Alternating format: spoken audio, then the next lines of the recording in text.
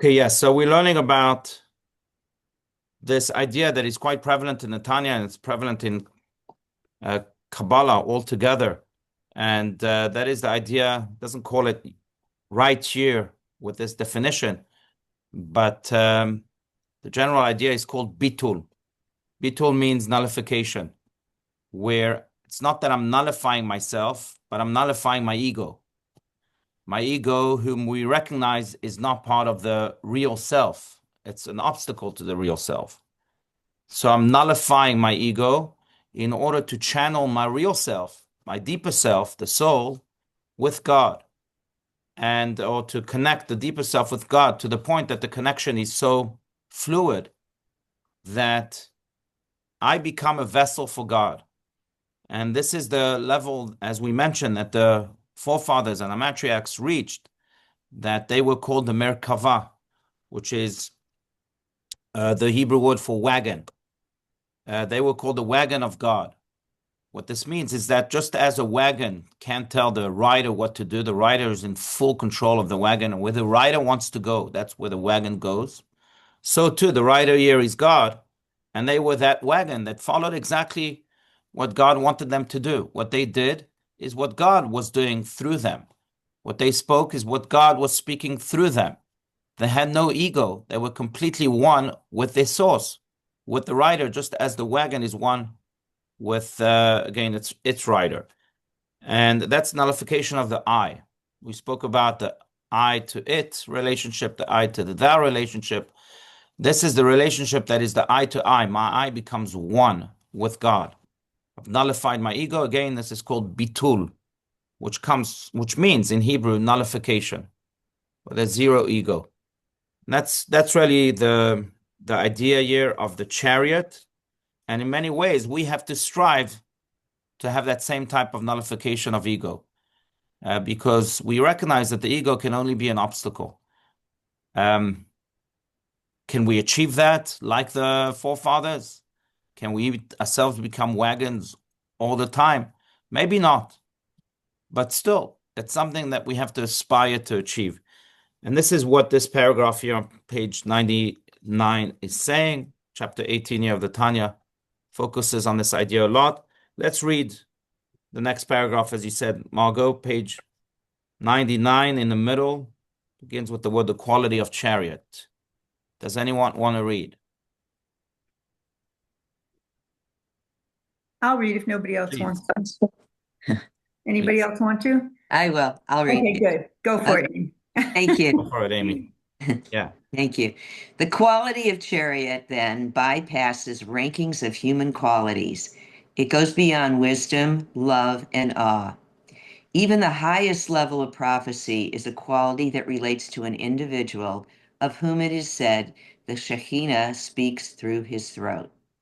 But the definition, quote, the patriarchs constituted the chariot, unquote, is of a different essence, a complete transformation of the human image. The patriarchs became completely a part of the world of Atzilut, not through any specific power of their souls, but through the whole of their existence. Right. The world of Atzilut is the highest world. We've spoken about it. It's the fourth world, the highest one. It's the world that is called Atzilut because Atzilut in Hebrew means emanation, and that's where God emanates everything from. It's the world in which the souls of the righteous really belong because they are one with that light of God that is completely prevalent in that world, and they become, again, the chariots of God. This is why the Talmudic statement on some righteous people is, as we said here, the Shekhinah speaks through his throat. That when they speak, it's God speaking. That's also why really they have the power to bless, because their blessing is divine. What they say is really what God says. To the point that there's another Talmudic quote that says that Tzaddik gozer HaKadosh Baruch Hu mekayem, that when a righteous man decrees, God has to fulfill. Why should God fulfill what a righteous man decrees? He's a man. It's flesh and blood at the end of the day. But the reason is because they carry God through themselves, through their voices too. And therefore, when a righteous person decrees that one should be healthy, for example, that's his blessing or her blessing, then God says, oh, you said it, that means I said it, and therefore I have to follow suit because you are a wagon. You're carrying divinity. What you say is also what I say. I can't contradict myself, God says. So if you decreed, then I have to follow. Tzaddik gozer, kadosh baruch hu mekayem. Again, how does that relate to us? The way it relates to us is, again, maybe we can't be like that 24/7, but we can certainly be like that sometimes of the day where we overcome our ego and we say, we're not doing this for me. I'm doing this for God. I'm going beyond the letter of the law, going the extra mile, as they say, just for God. Yes, it's hard. Yes, I'm lazy. Yes, I don't want to do this, but I'm doing it just for God. I just read a story this Shabbat. It's a very powerful story about the Lubavitcher Rebbe of blessed memory. I think the advice of the Lubavitcher Rebbe was just so wise. And I'm sure it's not his advice because he was righteous. So Shechina medaberet mitoch gono, the Shechina speaks through his throat. So it was God speaking to this young man to whom he gave an advice. But there was a young man who came to the Rebbe and said, Rebbe, I have a big problem because I feel my ego in everything I do. I do a mitzvah, it feels so good. And, I do this, my ego's involved. I do that, my ego's involved. It feels like I'm doing everything for my ego. My ego takes over. I learn Torah and feel so good. My ego is now, taking the center stage. And the Rebbe responded to him, and I'll use just modern language. But the Rebbe responded to him, let me ask you a question. Let's say you win the lottery today and you won a huge prize, let's say $500 million. And you're on the way to collecting your prize, $500 million. And then you have a good friend of yours who meets you in your pathway as you are going to collect your prize. And he says, I have a gift for you. What does he give you? He gives you a bill of $100. Now, if you hadn't won the lottery, you would have related to this bill as, oh, the greatest thing. But you now just won $500 million. What's $100? Next, you're not going to not receive it. You're not going to tear it. No one tears a $100 bill. But your whole focus is going to be different. You're going to be focused on 500 million. You're going to say thank you, but it's really nothing to you in your mind. Same here. When you do a mitzvah, you're connecting to God. You're becoming a channel for God. You are one with Or Ein Sof, with God's infinite light. So that's a $500 million, and it's much, much more than that. And then the ego comes in and makes you feel good, gives you $100. That's the most an ego can give. The animal soul can't give more than that. So you're going to focus on that. It's all a question of what you focus on, what you choose to celebrate. If you are choosing to celebrate the mitzvah itself, then you've chosen to celebrate the $500 million. Otherwise, you look like a fool. You're celebrating $100 when you have $500 million right there. So shift your focus and recognize that it's you becoming one with God that truly matters here. Who cares about the $100? That's really the work that we constantly have to do. The Tanya speaks a lot about this. The great story about I think it was Reb Zusha that we've mentioned many times. Reb Zusha had a brother, Rabbi Elimelech. They both became famous because they took upon themselves the suffering of the Jewish people, so that the Jewish people would have to suffer less in exile.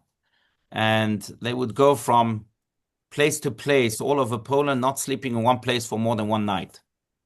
But the story is told of Reb Zusha that he once heard that there was this woman who was completely bereft because she had lost her only fortune, which was a bag of many, many coins. I don't remember, 5,000 rubles, let's say. And she had lost it, and she went crazy. When Reb Zusha heard that, he decided to give her a bag of 5,000 coins to act as if he had found that bag, even though the money came from him. So he goes to her and he gives her the money, and he felt really good. The ego now came into the $100, came into the picture. He didn't know what to do. So this is what he did. He went back to the woman and he said, look, I just found your bag, yes. And I'm glad that I restored your sanity. But because I found your bag, without me, you wouldn't have had anything. So we need to split this bag 50-50. You get 2,500, I get 2,500. And and of course they started to fight. So they said, let's go to the rabbi and let's decide what he says. And let's see what he says. So they go to the posek, to the halakhic authority of their time and place. And the rabbi's stunned. He says, Reb Zusha, you're completely wrong. Go home. What a fool. You did a mitzvah shavat aveda, returning a lost item. The money belongs to her. You're not allowed even 1 ruble from this. And he was really chastised. Reb Zusha now goes home, and now he's happy. Why? Because his students couldn't believe it. They asked him, why did you even go there? I mean, you did a mitzvah. Why? He said, because I felt my ego. And I needed to bash my ego, to eradicate it. So I had to go through the series of embarrassments. And now, thank God, the $100 is out of the picture. The ego is out of the picture. Now I can be one with the mitzvah of Hashavas Aveda, and therefore one with God himself. But again, this is just how some Hasidic Jews dealt with it, recognizing that the ego is indeed a big obstacle. It's not about my $100. Who cares? It's about me being one with God. That's what we achieved when we do a mitzvah. By the way, as the Tanya himself says, as many other sources say, this is something we can only achieve in this world. So go ahead, do that thing that's uncomfortable. Be one with God. There's no greater reward than that. That's what it means to be a wagon, and that's how the tzaddikim really function 24/7. It's not about them. Their ego doesn't exist. It really doesn't exist. It's not. I was reading again a lot of stories about the Lubavitcher Rebbe yesterday, and a lot of teachings about the Lubavitcher Rebbe yesterday, because this past week we celebrated 75 years since he assumed the role of leadership of the Chabad movement. But one of the stories is about Rabbi Yosef Weinberg, who I had the privilege of knowing through his son, Rabbi Levi Weinberg, who's a great rabbi in South Africa. And he would come and visit South Africa, and I remember him as a child. He always made a deep impression on me. His piety, his devotion. But he writes, I read a story about how one day he had an urgent question, and he had to ask the Lubavitcher Rebbe for his advice. So he took a letter and he stuck it by the door, hoping that when the Rebbe opens the door, he'll see the letter and he'll answer it. And he realized that when he stuck the letter by the door, someone told him, you should know your letter fell on the floor. A few moments later, he receives an answer from the Rebbe. But the next day, he decides to write an apology letter to the Rebbe, because by making the letter fall on the floor, the Rebbe had to bend down. And he didn't want to make the Rebbe, an elderly man, bend down. So he wrote an apology letter. And the Rebbe responded, what do you mean? My whole purpose in life is to uplift. It's to uplift. And in many ways, that's exactly, so you bend down. So your ego is hurt. You bend down physically, you bend down emotionally, you bend down spiritually. If you are hurt, it's because your ego is hurt. It's not the real you. If you are a righteous man like the Rebbe was, you know that by bending down, you're connecting to the higher source, to God himself. And that's the purpose, to uplift. Who cares about ego? And that's really what it means to be a chariot. I think I've said enough. I'd love for you to speak up now. As I say, I don't want this to be only a monologue.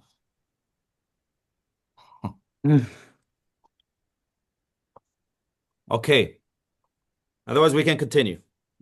But if you want to speak, please, I welcome any comments, disagreements, and you can unmute yourselves too.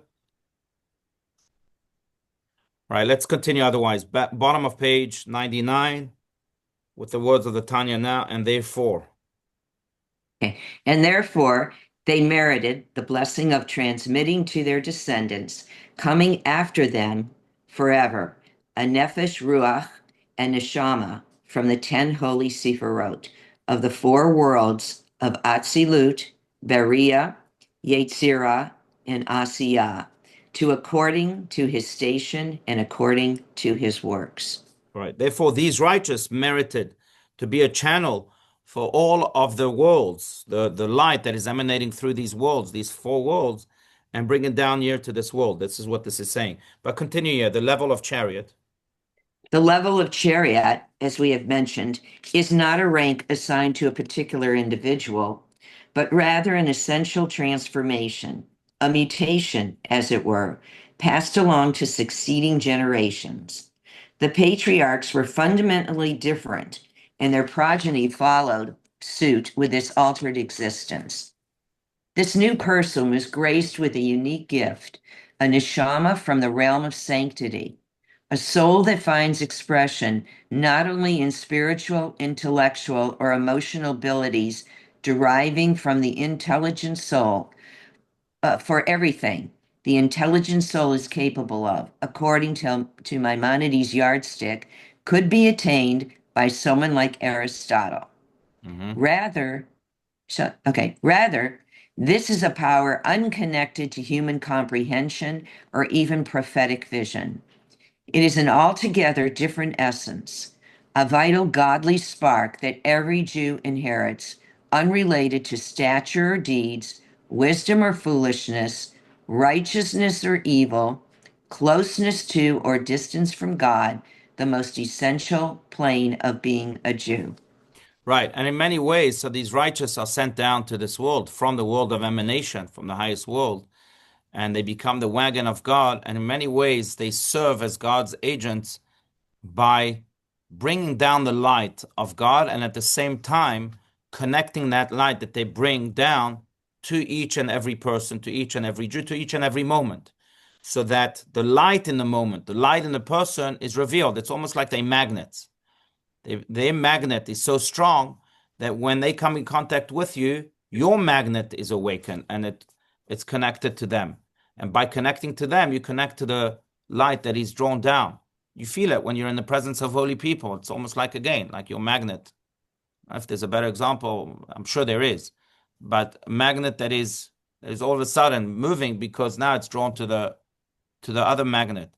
And many ways, that's not something Aristotle can see. Maybe he's so clever that he can see the magnets in others, but he can't draw them, can't magnetize them.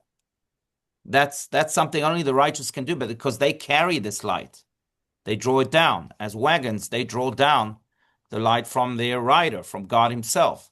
So they are the only ones who can truly achieve that. I want to connect this a little bit to Tu B'Shvat tonight. As you all know, tonight and tomorrow is Tu B'Shvat. And the tractate in the Talmud of Rosh Hashanah speaks about how Tu B'Shvat is the Rosh Hashanah for trees. That's why we celebrate Tu B'Shvat. It's the anniversary of trees. On a deeper level also, it's when all trees are judged. Just like on Rosh Hashanah, we are judged. All trees are judged tonight and tomorrow. God decides not just which trees will survive or not, but how many fruits they'll produce, if they will produce any fruits, how many leaves they will have. To that detail decides everything about trees tonight and tomorrow. It's the Rosh Hashanah for trees. It's the day of judgment for trees. But because it's a Rosh Hashanah for trees, we celebrate trees too. Trees are fundamental, are part and parcel of planet Earth and of humanity. Without trees, we wouldn't survive. We wouldn't have oxygen, wouldn't have fruits, vegetables, and so on. But as the commentaries point out, and this is how I want to connect this, it's kind of a bizarre time to celebrate trees. It doesn't seem appropriate because in most places of the world, thank God, we're blessed here in Arizona and the sun is shining and the weather is gorgeous. But most places of the world right now, it's winter. Trees seem completely dead, right? Dry and lifeless. Why not wait until spring when everything is blooming? We should celebrate Tu B'Shvat during Passover, maybe that time. And the reason is because God is telling us that It's easy to celebrate trees when you see them blossoming. But how about celebrating trees when you don't see them blossoming? When all you can connect to in a very, maybe even abstract way, is the potential of trees, is the belief in trees, the belief in the potential of those trees. Because as we all know now scientifically, trees are not lifeless. Trees are conserving energy during the winter. And that's in order to then blossom. In many ways, we see human beings and they seem lifeless too. And, I meet with a lot of parents, and when children become teenagers, they seem to be in that stage too. And you start to question, gosh, I've invested so much in this tree and now it's lifeless. Is this what's going to become of him? And Tu B'Shvat comes and teaches us what the righteous teach us. And that is that as lifeless as trees may seem, there is a magnet in there. There's divinity in there. There is a soul in there. And that soul might just be now conserving energy. But we have to continue to water it. We have to continue to shower it with love. And then, no doubt, the spring season will come. Then it will start blossoming and actualizing everything that we have given it. That's what the righteous do. It's not Aristotle, like he says here. They don't just analyze the tree, but they actually do everything in their power to add their magnet to the magnet that might be very hidden, might be covered with filth, so that eventually the magnet does come out and truly show its real blossom, its real light to the world. That the righteous do, because again, they carry God. And when you reveal godliness, you can't remain apathetic. It's impossible. It's a life-transforming moment.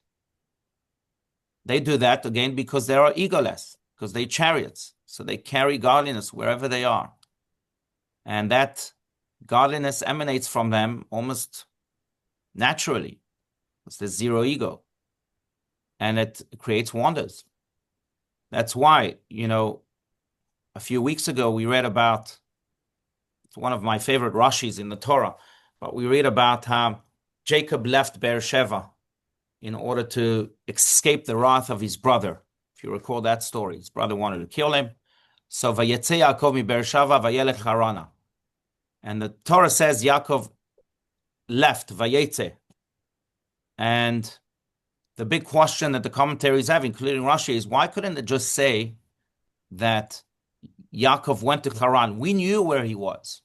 What does it mean that he left Beersheba? We knew that he was in Beersheba with his parents. He could have just said, Vayelech Harana, Yaakov alach Harana. And the answer, as Rashi puts it, is because God is trying to make a point that when a tzaddik comes to a town, the light of God comes to a town. The impact of God comes to a town. When a tzaddik leaves a town, then that impact, that light that he's carrying, leaves the town. It leaves the place from where it came. Vayetze Yaakov means that Yaakov left and the impact was felt. Now the Beersheba had less light, had less impact, had less godliness. Because wherever tzaddik is, again, that he reveals godliness, and that makes an impact almost automatically on everything that they come into contact with. Because again, they are wagons, because they are egoless. Their magnet awakens other people's magnets.